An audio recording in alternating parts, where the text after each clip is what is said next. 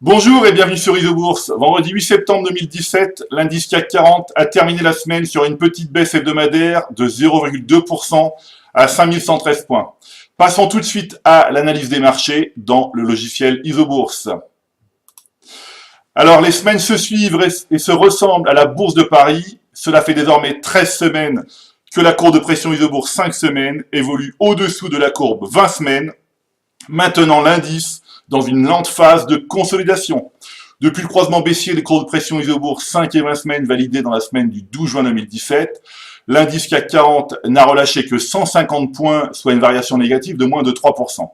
Alors même s'il est encore trop tôt pour confirmer une fin de consolidation, nous constatons une légère inversion, ou plutôt une stabilisation de la courbe de pression Isobourse 5 semaines, qui pourrait traduire une tentative de reprise très court terme. Je rappelle que seul un croisement haussier des courbes de pression Isobourse 5 et 20 semaines serait un signal clair de fin de consolidation court terme. En mensuel, eh bien, pas de changement. L'indice CAC 40 poursuit son évolution dans une tendance majeure haussière depuis le croisement haussier des courbes de pression Isobourse 5 et 20 mois, validé en novembre 2016. Alors, passons maintenant à l'analyse des positions du fonds Martin Morel Impulsion France, le fonds entièrement piloté par le logiciel Isobourse depuis plus de 8 ans. Eh bien, cette semaine, alors que l'indice CAC 40 s'est légèrement replié de 0,2%, le fonds Martin Morel Impulsion France a quant à lui gagné 1%. Avec le gain de cette semaine, le fonds Martin Morel Impulsion France affiche une performance de 15% depuis le début de l'année 2017 et plus de 100% depuis sa création. Au palmarès des plus fortes hausses hebdomadaires du fonds Martin Morel Impulsion France cette semaine, la première place revient à Jacquet Metal Service avec un gain de plus de 11%. Ensuite, on trouve Pharmagest, EDF, De Richebourg, ST Micro, etc., dont les détections remontent à plusieurs mois. Donc les détections par le logiciel Isobourse.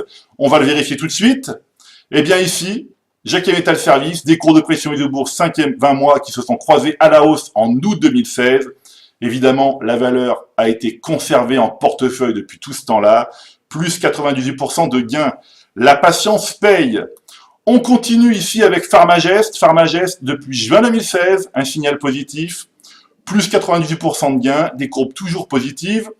Non seulement la patience paye, mais en plus la rigueur paye. La rigueur de savoir maintenir en portefeuille des valeurs dont les courbes de pression 5 et 20 mois sont toujours positives. On continue ici avec EDF. Alors EDF depuis juin 2017, donc c'est un croisement beaucoup plus récent.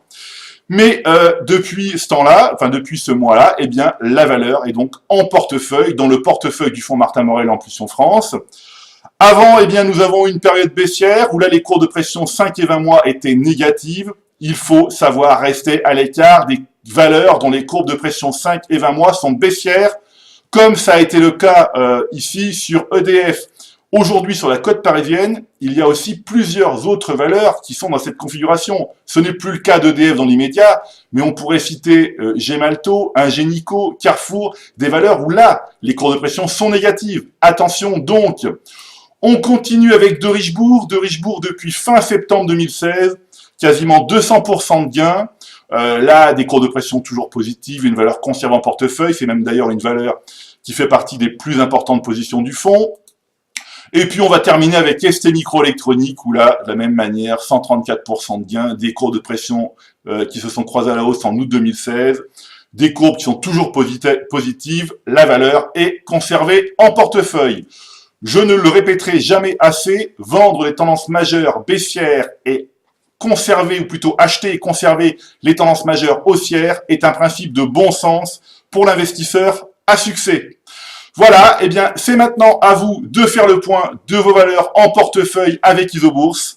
Je vous donne rendez-vous pour ma prochaine chronique et d'ici là, eh bien, restez avec nous sur Isobourse.